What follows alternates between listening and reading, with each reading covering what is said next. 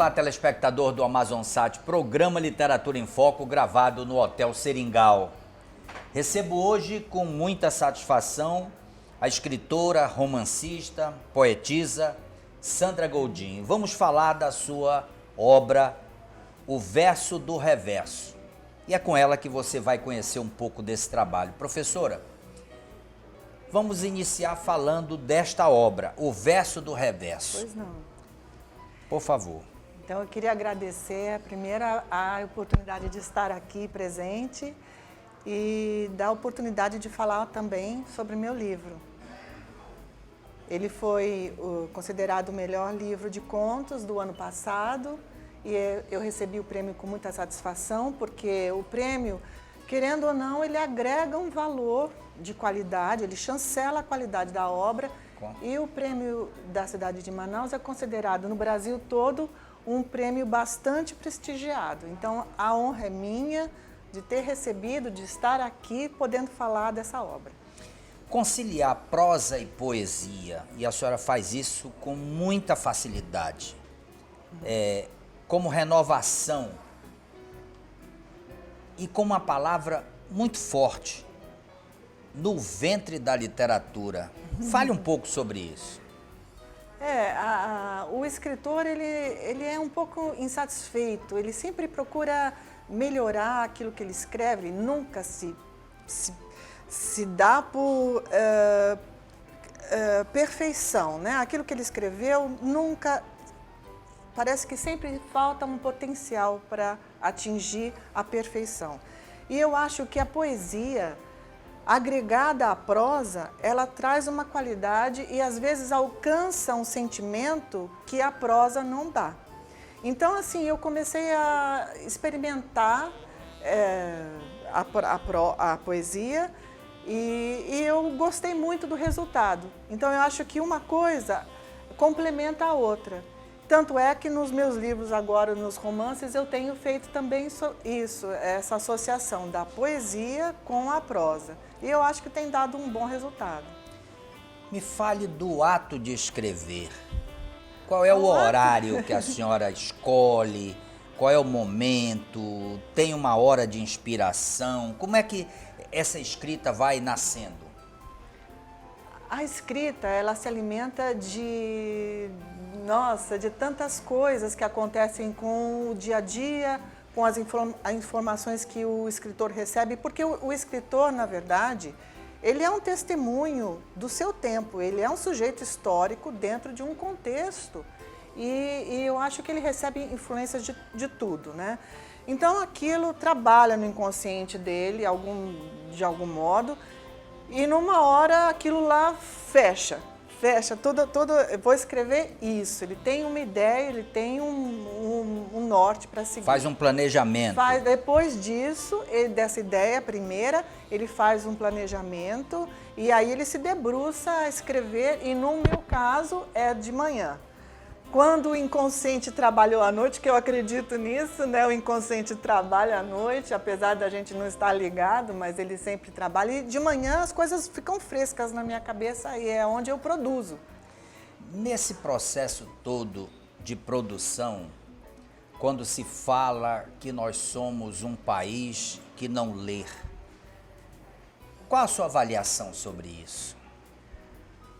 Eu acho que ainda a leitura ainda precisa ser mais bem trabalhada. Eu acho que a leitura começa realmente em casa, com os pais dando exemplo, depois na escola, e eu acho que aí a gente peca porque os professores querem colocar logo os clássicos.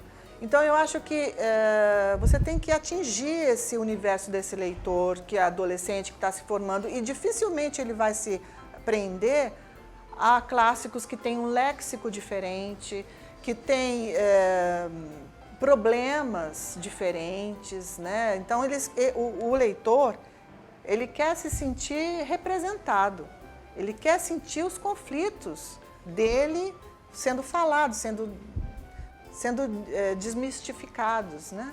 Nesse processo todo, entre o autor e o leitor, como a senhora avalia o corpo a corpo encontrar, por exemplo, com uma sala de aula e discutir com aqueles alunos uma produção própria? Eu acho que é muito importante e necessária. Eu já tive uma experiência dessa e eu fiz os alunos, a gente, claro, dá os exemplos e tal, e depois a gente vai dando os meios para eles conseguirem fazer um belo parágrafo. E aí o professor Odenildo Sena me ajudou muito a formar um belo parágrafo, enfim, a gente vai dando os meios para os alunos fazerem. E depois a gente vê esse resultado. E eles normalmente trazem muito do universo deles para nós. Então esse corpo a corpo é muito prazeroso e gratificante e importante. Muito bem. Eu quero pedir licença da senhora e de você, telespectador, para um pequeno intervalo. Mas eu quero fazer um convite. Visite uma loja da importadora Tevelar. São mais de 55 lojas espalhadas na cidade, no interior e em outros estados. Você pode encontrar a importadora Tevelar em todo o interior do estado do Amazonas. Eu peço licença de você, telespectador, para um pequeno intervalo, mas me aguarde, eu volto já. Converso com a escritora, romancista Sandra Goldinho. Volto em seguida.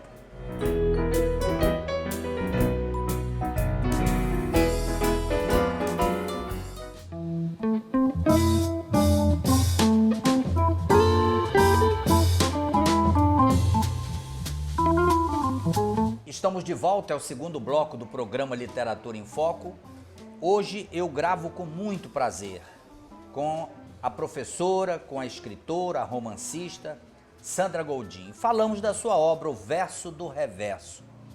Claro que a professora nos leva a viajar nesse universo do romance que tem um pouco de verdade, um pouco de ficção, mas que traz uma realidade ao seu leitor.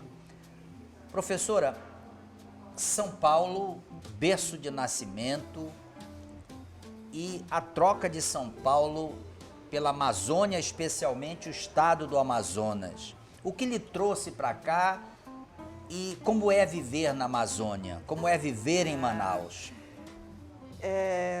Foi uma experiência bastante gratificante também. Meu marido era petroleiro, é aposentado agora, mas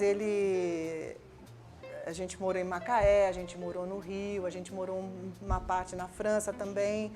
E ele veio transferido pela Petrobras, veio morar aqui. E eu já estava morando no Rio há 11 anos. E a cidade é maravilhosa, sem dúvida alguma, mas eu já tinha sido assaltada 10 vezes. Então isso me causou um trauma tão grande e eu já não aguentava mais morar lá, apesar de toda a beleza da cidade. Então ele recebeu essa oferta de transferência e nós viemos para cá. E aqui eu me encantei com a cidade, eu me encantei com a gente mora num lugar aprazível e a gente consegue ver os passarinhos de manhã, o verde, então tudo aquilo lá foi me dando uma sensação de paz que eu já não tinha há muitos anos na minha vida. Então eu sou encantada pela cidade, sou muito grata pela cidade e gosto de falar das coisas da cidade. Suas produções lá foram maiores do que aqui ou aqui produziu mais? Pois é, eu começo a produzir aqui. Aqui. Aqui. O escritor, como eu estava falando, é um testemunho do seu tempo, mas naquele meu tempo eu vivia muito aprisionada pela violência, pelo trauma, pela preocupação de criar filhos. Então aquilo lá me tomava bastante do meu tempo. E aqui eu comecei a produzir deslumbrada com a cidade e também assim aberta para a experiência de escrever, porque para você escrever você precisa focar naquilo que você quer escrever, né? Então foi aqui que eu comecei a produzir. Como foi trocar São Paulo por Manaus? Bate saudade? Trocou São Paulo por Manaus. E quando volta a São Paulo, como é que é? Porque hoje volta a São Paulo como escritora, com outro nível. Quer dizer, um outro patamar da sua vida. Como é essa escritora que retorna para sua terra, levando os louros de suas obras? É muito engraçado.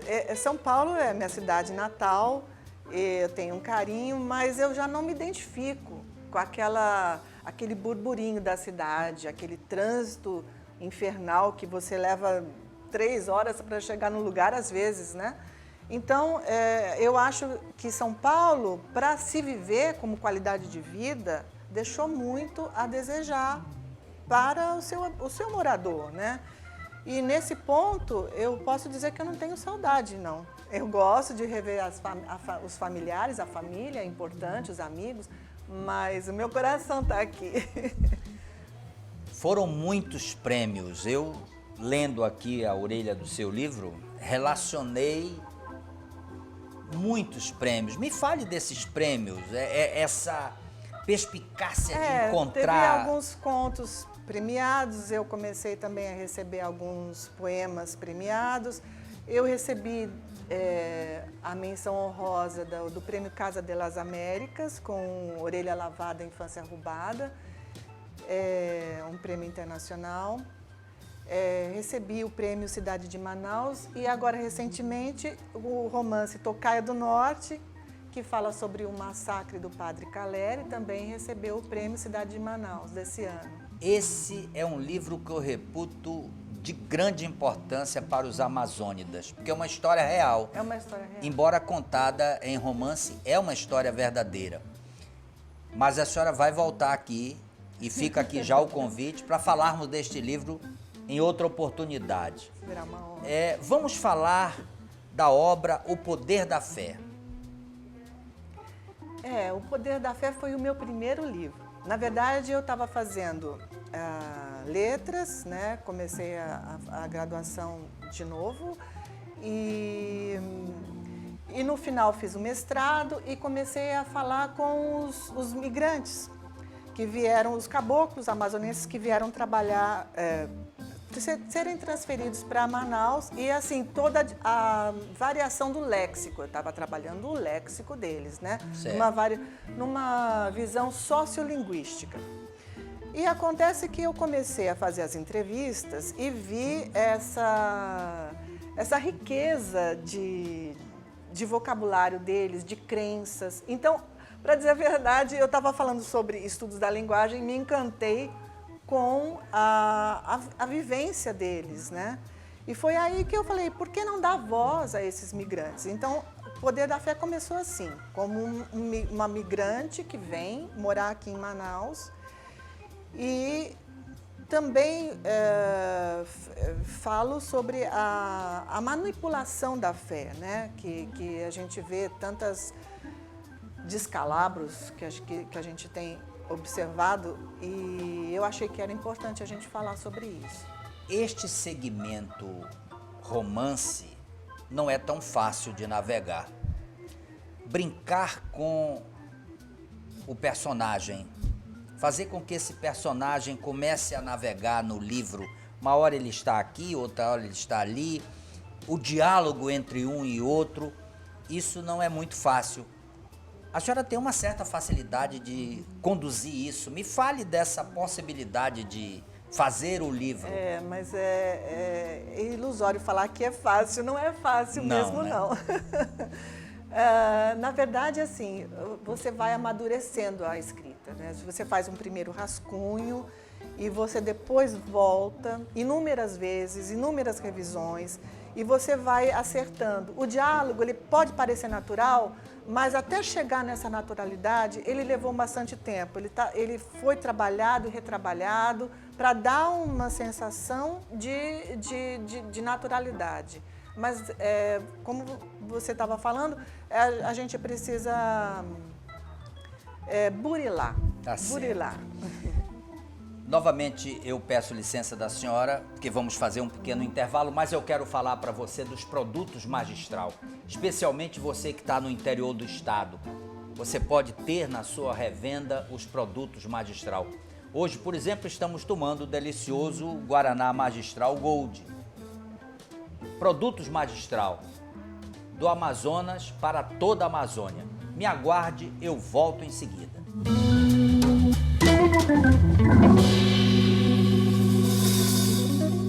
Olá, telespectador do Amazonsat, programa Literatura em Foco está hoje no restaurante Por Aqui. E eu vou conversar com Raimundo, que vai falar dessas delícias para todos nós. Nós temos todos os dias tambaqui na brasa, caldeirada de tambaqui, tucunaré escabeche. Aos domingos, um buffet maravilhoso.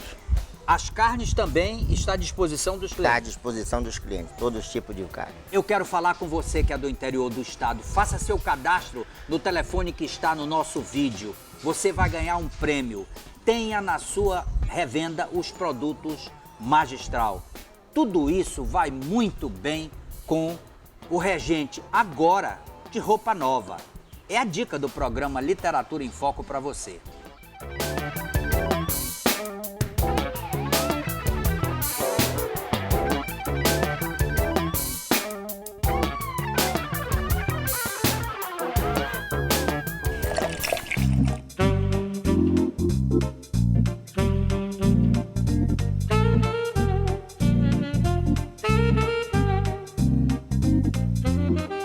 Estamos de volta, é o terceiro e último bloco do programa Literatura em Foco. Hoje, eu com muito prazer recebo a professora, a contista, a poetisa Sandra Goldin. Falamos da sua obra, O Verso do Reverso. Professora, poesia. Poesia, o poeta muitas vezes está escondido através da vergonha de mostrar seus trabalhos. Me fale de poesia, tem tanto poeta esperando a senhora deixar suas experiências para ele despertar e mostrar o seu trabalho para alguém. Me fale de poesia. Poesia é um gênero que eu tenho trabalhado mais ultimamente, porque não me é comum trabalhar a poesia. A poesia, eu acho que tem que passar uma emoção, nem que seja para passar uma emoção ruim, mas você tem que sensibilizar. E eu acho que a poesia, ela surge a mim, né, a minha experiência, ela surge de uma hora para outra, assim, aquilo lá te toma e você vem à cabeça com palavras que toquem o leitor, né? Eu acredito que tudo que você fizer em termos de escrita, você tem que captar o seu leitor com emoção. De certa forma, o seu trabalho tem fluído com tanta facilidade e que impressiona, porque o ato de escrever não é fácil. Quantos livros a senhora já publicou? Eu já publiquei 7 livros e tenho mais, estou terminando o último, eu acho que tenho mais 4 ainda romances para serem publicados. Eu não poderia deixar de fazer essa pergunta. Já pensou na ideia de fazer uma biografia com a realidade de alguém da Terra? Eu tenho pensado muito de fazer a sua biografia. Eu acho que o senhor, inclusive, deveria estar sendo entrevistado, porque o senhor é uma biblioteca ambulante de todos os eventos que aconteceram aqui em Manaus, e eu acho que é merecedor de uma biografia, e é meu interesse de publicá-lo.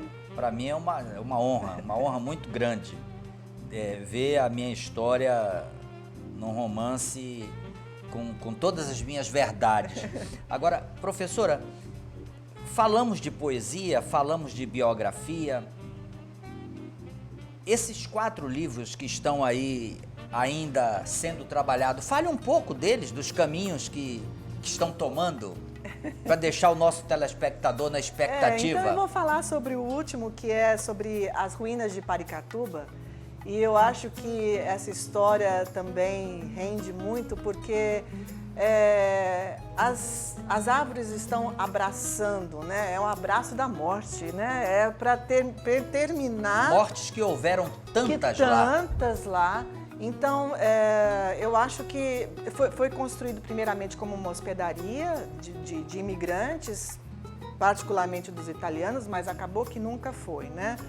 Então depois virou escola, virou casa de detenção, virou leprosário e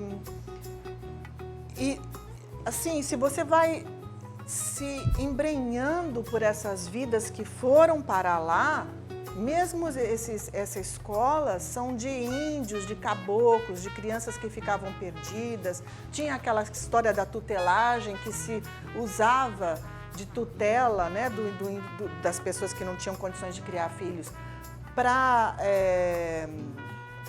se abarcarem, né, do trabalho infantil.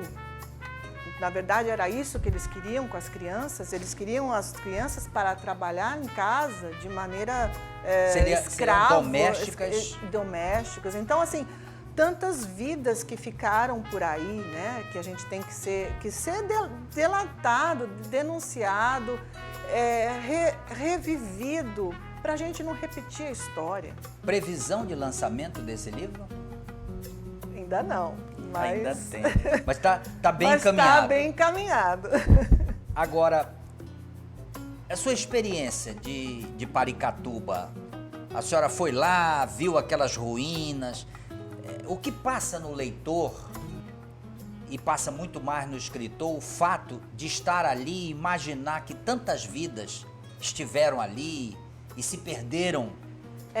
Eu ainda não estive, eu vi muitos documentários já, inclusive o seu, né? Muito bem feito, por sinal, mas é uma das visitas que eu quero fazer oportunamente e eu já sinto uma tristeza só de olhar aquelas ruínas.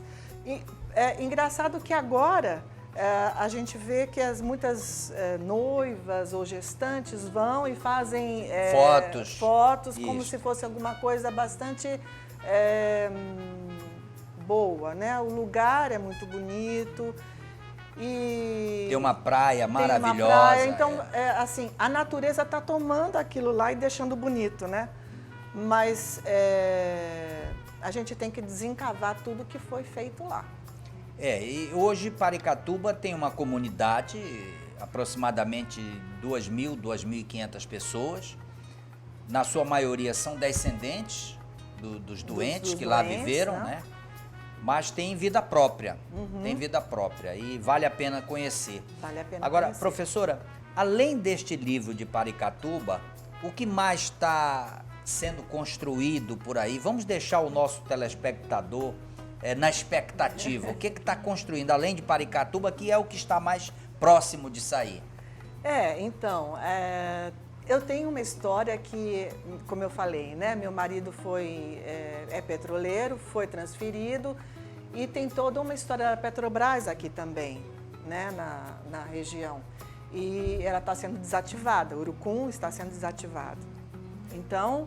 É uma notícia nova para nós. Ela está sendo posta à venda, né? À venda. Então, também tem uma história aí para a gente falar. Tá certo. De tudo que a Petrobras representou para a região e ainda que poderia representar. Muito mais, né? Professora, foi um prazer enorme para mim, para minha equipe, para os nossos telespectadores lhe receber, falar da sua obra. Mas estamos chegando ao final do programa e agora a senhora tem a oportunidade de se despedir. Eu queria agradecer a oportunidade de estar aqui, sendo entrevistada por essa pessoa que eu admiro tanto. Obrigado. E, nossa, é uma honra muito grande estar aqui. Bom, chegamos ao final de mais um programa Literatura em Foco. Claro que agradecemos os nossos patrocinadores, Importadora TV Lá, Magistral, mas agradecemos principalmente a você, telespectador, que há 20 anos nos acompanha religiosamente nos nossos horários. Renovo o convite para estarmos juntos na próxima semana. Claro, haverá próxima semana, porque Deus haverá de permitir. Um forte abraço e até o próximo encontro com um novo livro para você.